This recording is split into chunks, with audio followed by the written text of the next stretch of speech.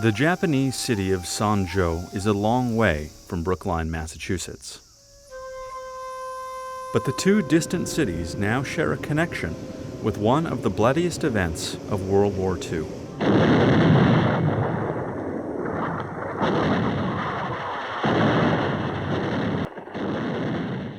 The Battle of Iwo Jima cost almost 7,000 American lives. 21,000 Japanese were killed. One of those Japanese was a 36-year-old soldier named Matsuji Takegawa. My father was strong and cheerful. That's all I remember. Because times were so hard then, I don't remember playing with him much. Chiya Takegawa, who is now 73, is Matsuji's oldest daughter. Over 6 decades ago, she drew this picture for her father when he went off for war. It's drill practice for an air raid. The hat was designed to protect us during an air raid. The buckets of water were passed from person to person to put out fires.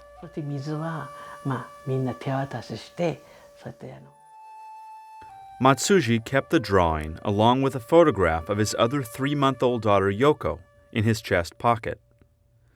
He was killed in February 1945 in the brutal fight to take Iwo Jima. And that could have been the end of the story, except for this man. My name is Franklin W. Hobbs III, and I live in Brookline, Massachusetts. I am now 85 years old, and I seem to be holding up pretty well. I didn't even know I was going to Iwo, and all of a sudden they just said, we're taking off, we're going on an invasion, but they didn't tell us where. And all of a sudden we're with all these boats, and they're pounding at this little island, and then after about 3 or 4 days of it, they said, you're going ashore. As they took over the island, we were supposed to put in the wiring that they'd have between the different headquarters. So there were people in the water, dead, lying there. I'd never seen such a thing before. And when I was going ashore, I did a very stupid thing. I had a gun over my shoulder. I let it fall off and it went in the water. And I tried to claim I shouldn't go because I didn't have a gun. And they said, well, just pick one up. There'll be lots of them lying there on the beach. Frank Hobbs landed on Iwo Jima. He says that he and a friend dug a hole and stayed there for 2 days. When they climbed out, the dead were everywhere. I saw this one kid, blonde hair, just a handsome guy lying there dead. And I thought to myself, God, what a perfect-looking guy. This is outrageous that he had to die. And nothing much I could do about it, but I realized how I just hated the whole idea of the thing, because it seemed to me it was terrible that you had to die over this tiny little island. Mr. Hobbs began his job setting up communications on the small island. So I was driving up, and on the left there was some people working with a bunch of Japanese that were obviously not alive. They were lying there on the ground, and they were going through and looking at their papers and things. And I just happened by chance at the very end to see a letter sticking out of the top of a jacket of one of the Japanese people. So I went over and I grabbed it. I glanced at it and I thought, I saw the picture of the little girl. I don't actually know to this day why I happened to even do it, other than all my friends said they were gathering swords and all these things. And I thought, well, I might as well take something home. And I said, this looks interesting, I like it. Put it in my barracks bag and finally got it home. The dead Japanese soldier was Matsuji Takegawa. And when I got home, my wife at that time, I guess after a few months, she got it framed, double framed, so you could see on one side the picture of the kid and then also the envelope itself, and then on the other side the picture of all the children with their buckets getting ready to try to put out fires. And it hung in the room of one of my sons for a long time. But I know exactly what the picture looks like because we all grew up with it. And in fact, I think for most of the time I just assumed it was a drawing my mother had made when she was in kindergarten or something.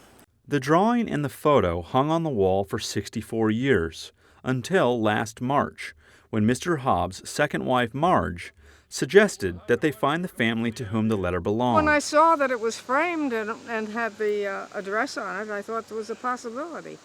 A Japanese friend at their church helped them, using Japanese characters on the letter. And out of the blue, they found out where the family had lived, and they'd moved, and they found the daughter. That was the one that did the drawing. They found her. 3 people came to me and asked me if the letter was mine. I said yes. I was so surprised that my father had cherished the letter so much. I think he kept it with him to feel like his family was close. Mr. Hobbs found Chie in Sanjo, Japan. Little did he know that her sister, the baby pictured in the photograph, lived just a short drive away from him in Fort Lee, New Jersey. My life is so changed since I found out my father kept my 3 years old picture and my sister's drawn picture. Yoko Takagawa never knew her father. She was born after her father left for the war. She moved to the United States as a missionary in 1973. When she and her daughter, Keiichi, learned about the letter, she drove to Brookline, Massachusetts to meet Mr. Hobbs. Yoko came on one morning. She suddenly arrived, and I didn't know. I gave her a big hug, and then she said that's how much it meant to her or something. It hit me quite hard, as a matter of fact. I thought, this is really amazing that we found her, and now she's going to have the picture. I got tears in my eyes because I suddenly realized what she'd gone through. No father, very early, and not knowing really what happened to him. For Yoko, the discovery of the letter has awakened deep feelings for a man whose face she knew only from a few family photos. Right now, I miss my father so much. I'm talking with my father sometimes. Would you like sashimi? Would you like peach? Thank you so much for your protection. Before I did not say at all because I did not know his existence so much. But now I feel very much close to him. And this means I very much appreciate Hobbs. I'm so happy they have it. The family has it, and it sort of closes the book for them in a little bit. I don't know why I feel that, but I do. I think it's sort of, if I got it, then my father had been killed, and suddenly, many, many years later, I get his final letter, the final letter that went to him, and he had it on him when he's dying, right next to his heart, or right in his pocket. I think I'd remember that.